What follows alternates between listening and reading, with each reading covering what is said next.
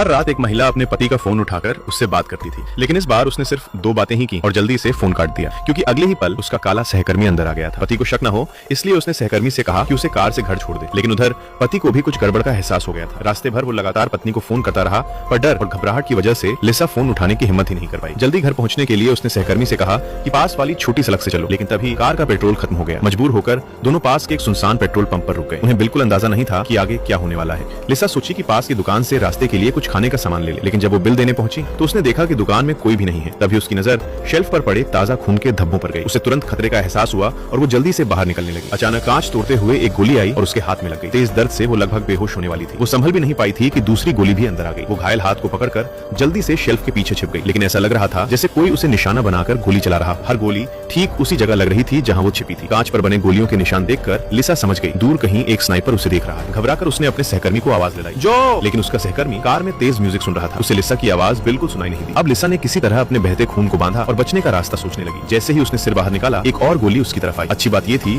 कि शेल्फ की आड़ ने उसकी जान बचा ली, लेकिन ज्यादा खून बहने की वजह से वो समझ गई कि अगर जल्दी कुछ नहीं किया तो बचना मुश्किल है। तभी उसकी नजर सामने गिरे एक मोबाइल पर पड़ी। वो धीरे धीरे उसकी तरफ पड़ने लगी, लेकिन जैसे ही वो मोबाइल तक पहुंचने वाली थी, स्नाइपर ने गोली मारकर उसे पूरी तरह तोड़ दिया। ऐसा लग रहा था जैसे हत्यारा उसे मारने से पहले उसके साथ खेल रहा हो। तभी काउंटर पर रखा एक वॉकी टॉकी अचानक चालू हो गया। एमिली, सुन रही हो? ये सुनकर लिसा के अंदर फिर से उम्मीद जागी। अगर वो उस वॉकी टॉकी तक पहुंच जाए तो मदद मांग सकती है, लेकिन वो अभी भी स्नाइपर की नजर में थी। इसलिए उसने काउंटर पर रखे चिप्स का पैकेट ऊपर फेंका और तुरंत गोली चलने की आवाज आई। पैकेट जमीन पर गिर गया। फिर उसने एक और चीज फेंकी और जैसे ही स्नाइपर ने गोली चलाई, उसी पल लिसा तेजी से आगे बढ़ी और वॉकी टॉकी उठा लिया। कपकपाती आवाज में वो बोली, हेलो, क्या आप सुन सकते हैं? प्लीज मुझे मदद चाहिए। कुछ ही देर में वॉकी टॉकी से आवाज आई, क्या वहाँ क्या हो रहा है? एमिली कहाँ है? यह सुनकर लिसा ने अभी अभी हुई सारी घटनाओं से फिर से बताई। उधर कार में बैठे उसके सहकर्मी को भी कुछ गड़बड़ लगा। अभी तो उसने गाड़ी में पेट्रोल भरवाया था, लेकिन डैशबोर्ड पर फिर से चेतावनी लाइट जल गई। वह तुरंत गाड़ी के नीचे जाकर देखने लगा। उसने देखा कि पेट्रोल टैंक से तेजी से तेल बाहर निकल रहा है। जब उसने देखा कि लिसा अभी तक दुकान से बाहर नहीं आई है, तो वह उसे ढूंढने अंदर जाने लगा। जैसे ही लिसा ने उसकी आवाज सुनी, वह उसे खतरे के बारे में बताने ही वाली थी। तभी एक गोली सीधा उसके गले में लगी। वह वहीं खून से लथपथ होकर गिर पड़ा। अपने सहकर्मी की मौत देखकर लिसा टूट गई। अब उसकी आखिरी उम्मीद सिर्फ वॉकी टॉकी पर मौजूद उस आदमी से ही थी। उधर वह आदमी बार बार पूछ रहा था कि क्या हुआ है। लिसा ने हिम्मत करके फिर से शेल्फ से सामान खींचकर वॉकी टॉकी अपनी ओर कर लिया, लेकिन उसे नहीं पता था कि उसकी हर हरकत पर स्नाइपर की नजर है। कांपती आवाज में उसने कहा, मेरे दोस्त को मार दिया गया है, कृपया 911 पर कॉल करो। उस आदमी ने पूछा कि वह अभी कहां छिपी है। लिसा ने बताया कि वह काउंटर के पीछे छिपी हुई है। जगह पता चलते ही उसने कहा कि उसने पुलिस को फोन कर दिया है और 15 मिनट में मदद पहुंच जाएगी। यह सुनकर लिसा के अंदर फिर से जीने की उम्मीद जाग गई। फिर उस आदमी ने पूछा, तुम्हारा और उस आदमी का क्या रिश्ता था? हालांकि लिसा को यह सवाल अजीब लगा, लेकिन उसने जवाब दिया, हम सिर्फ सहकर्मी थे। फिर उसने पूछा, क्या तुम्हें एम्बुलेंस बुलानी है? कुछ पल बाद उसने ठंडी आवाज में कहा, अब उसकी जरूरत नहीं, वह मर चुका है। यह सुनते ही लिसा के पैरों तले जमीन खिसक गई। तभी उसे समझ आया वॉकी टॉकी पर बात करने वाला कोई और नहीं बल्कि वही हत्यारा था। बेबस होकर लिसा ने पूछा, तुम मुझसे क्या चाहते हो? जैसे ही वह उससे बात कर रहा था, लिसा ने धीरे से हाथ बाहर निकाला, लेकिन तुरंत एक और गोली चल गई। तभी उसकी नजर दीवार पर लगे बिजली के स्विच पर पड़ी। उसके दिमाग में एक योजना आई। वह धीरे धीरे शेल्फ को धकेलते हुए आगे बढ़ी और गोलियों के बीच उसने दुकान की बिजली बंद कर दी। अंधेरे में वह वॉकी टॉकी से मदद के लिए चिल्लाती रही, लेकिन जवाब हमेशा उसी निर्दयी हत्यारे की आवाज में आता रहा। तभी लिसा ने काउंटर के नीचे एक मृत महिला को देखा। वह उस हत्यारे की पत्नी थी। हत्यारे ने बताया कि उसे अपनी पत्नी के धोखे के बारे में पता चल गया था और उसने गुस्से में उसे मार डाला। अब उसे उन महिलाओं से नफरत थी जो रिश्तों में बेवफाई करती हैं। इसी वजह से वह शुरुआत से ही लिसा और उसके सहकर्मी के रिश्ते के बारे में पूछ रहा था और अब वह लिसा को धीरे धीरे तड़पाकर मारना चाहता था। जब हत्यारा अपनी ही बातों में उलझा हुआ था, लिसा ने चुपके से काउंटर पर रखा लैंडलाइन फोन उठाया, लेकिन फोन की तार पहले ही काटी जा चुकी थी। तभी उसकी नजर सहकर्मी के हाथ में पड़ी कार की चाबी पर गई। उसने चाबी उठाई और कार का अनलॉक बटन दबा दिया। बाहर खड़ी कार की आवाज से हत्यारे का ध्यान उधर चला गया, लेकिन 3 गोलियां चलने के बाद कार भी खामोश हो गई। अब पूरी तरह निराश होकर लिसा ने वॉकी टॉकी में पूछा, तुम मुझे मारना क्यों चाहते हो? लेकिन हत्यारे ने कोई सीधा जवाब नहीं दिया। वह बस इस बिल्ली चूहे के खेल को जल्द से जल्द खत्म करना चाहता था। इस बीच लिसा ने काउंटर पर रखी दवाई उठाई और उसे अपने घाव पर लगा लिया ताकि खून रुक सके। फिर उसने ज्यादा मात्रा में एंटीबायोटिक दवाइयां ली ताकि किसी तरह खुद को जिंदा रख सके। अब उसने तय कर लिया था कि वह इस कातिल का डटकर सामना करेगी। तभी अचानक एक आदमी घबराया हुआ दुकान के अंदर आ गया। लिसा ने तुरंत उसे बाहर जाने को कहा और बताया कि बाहर एक स्नाइपर छिपा हुआ है। आदमी ने दुकान के अंदर का खौफनाक मंजर देखा, लेकिन जाने की बजाय उसने लिसा से उसकी जगह पूछी। कुछ ही देर में वह अंदर आ गया। लिसा ने उसे बताया कि दुकान के सारे कम्युनिकेशन सिस्टम बंद है और बाहर का स्नाइपर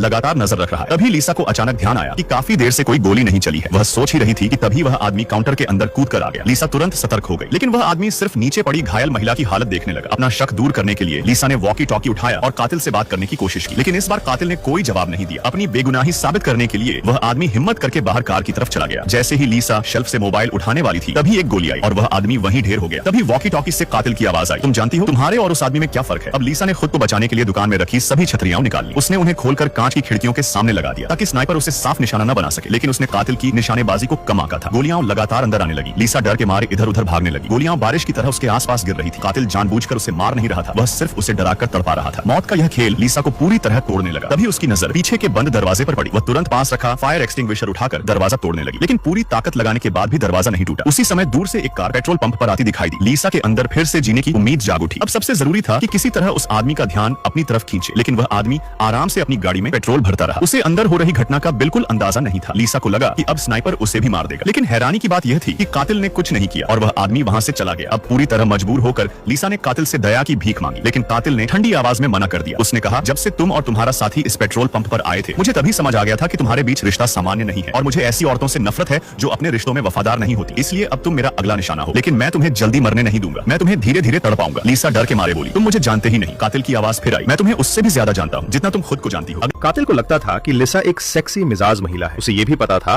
कि उसने पहले कई बार गर्भपात कराया था। लिसा खुद कहती है कि उसने पूरी जिंदगी पुरुषों को खुश करने में बिता दी। इसी वजह से आज वो इस मुकाम पर पहुंची है। वो अपनी बेवफाई को भी प्यार का नाम देती थी। कातिल ठंडी आवाज में कहता है कि उसे सच उगलवाने के लिए उसे उस पर हथियार चलाना पड़ेगा। तभी लिसा ने दूर से पुलिस की सायरन सुनी। वो पूरी ताकत से कांच पीटने लगी, लेकिन उसकी कमजोर आवाज बाहर तक नहीं पहुंची। कातिल बोला, फिर छिपने की कोशिश कर रही हो? जैसे ही कातिल का ध्यान हटा, लिसा चुपके से बाहर निकली और एक कार के पीछे छिप गई। जब कातिल को लिसा दिखाई नहीं दी तो वो घबरा गया। उधर लिसा उसकी नजर से दूर अंधे कोने में पहुंच गई। वो कार के अंदर घुसने ही वाली थी कि कातिल ने उसे देख लिया। अचानक गोलियों की बौछार शुरू हो गई। लिसा भागती रही, लेकिन एक गोली उसकी जांग में लग गई। तेज दर्द से उसकी सांसें थमने लगी। उसे एहसास था कि वो अब भी निशाने की रेंज में है, इसलिए वो घिसटते हुए आगे बढ़ती रही। वो बुदबुदाई, अब छिपने का कोई फायदा नहीं, बहुत देर हो चुकी है। खून ज्यादा बहने से उसकी आंखों के आगे अंधेरा छाने लगा। वो बेहोश होने ही वाली थी कि कातिल फिर से उसे उकसाने लगा, अभी जिंदा हो। लेकिन लिसा ने हार नहीं मानी। उसे काउंटर के नीचे एक मेडिकल किट मिल गई। उसने शराब वाला लिक्विड घाव पर डाला और टेप से उसे कसकर बांध लिया। फिर उसने एक साधारण चाकू बनाया और पीछे के दरवाजे का ताला काटने की कोशिश करने लगी। लगातार कोशिश करते करते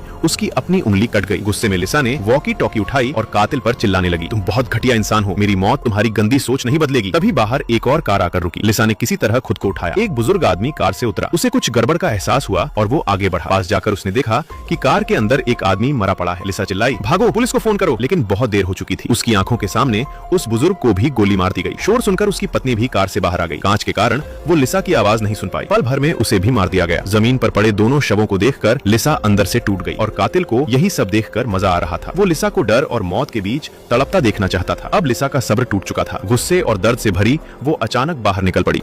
सुपरमार्केट के अंदर छिपी लिसा ने डर के मारे देखा कि बाहर खड़ी कार में एक छोटी लड़की अभी भी जिंदा है। उसने इशारे से लड़की को नीचे झुककर लेट जाने को कहा, क्योंकि पास ही एक स्नाइपर छिपा था जो पहले ही कई लोगों को मार चुका था। कातिल का ध्यान भटकाने के लिए लिसा ने वॉकी टॉकी उठाया और उससे जानबूझकर बात करने लगी। लेकिन तभी लड़की ने कार के पास खून में लथपथ अपने परिवार को देख लिया। लिसा एक हाथ से कातिल से बात करती रही और दूसरे हाथ से लड़की को नीचे झुकने का इशारा करती रही। उसे लगा कि लड़की समझ गई है, लेकिन अगले ही पल लड़की कार से उतरकर अपने दादा के पास चली गई। घबराकर लिसा दौड़ी और एक कागज पर संदेश लिखकर उसे कांच पर चिपका दिया। लड़की ने पढ़ा और तुरंत वापस कार में छिप गई। अब स्नाइपर की नजर भी उस लड़की पर पड़ चुकी थी। वॉकी टॉकी से उसकी ठंडी आवाज आई, क्या तुम अपनी जान देकर उस लड़की की जान बचाना चाहोगी? लिसा बोली, हाँ मैं तैयार हूँ। कातिल बोला, तो किसी खुली जगह पर आ जाओ, मैं उसे जाने दूंगा। लेकिन वो बात करते हुए भी अपनी दूरबीन से लिसा को ढूंढ रहा था। लिसा ने भी उस पर पूरा भरोसा नहीं किया। आखिरकार दोनों के बीच एक और समझौता हुआ। कातिल बोला, पहले उसे भागने दो, जब वो दूर चली जाए तब बाहर आना। लिसा ने जल्दी से कागज पर लिखा और लड़की को दिखाया। लड़की सड़क की तरफ भागने लगी, लेकिन अचानक वो रुक गई और वापस लिसा की तरफ दौड़ पड़ी। दोनों ने समझौता तोड़ दिया था। अब स्नाइपर खुद बाहर आ गया। ये देखकर लिसा फिर से दरवाजे का ताला काटने लगी। शायद इस बार लड़की की वजह से उसके अंदर नई ताकत आ गई थी। आखिरकार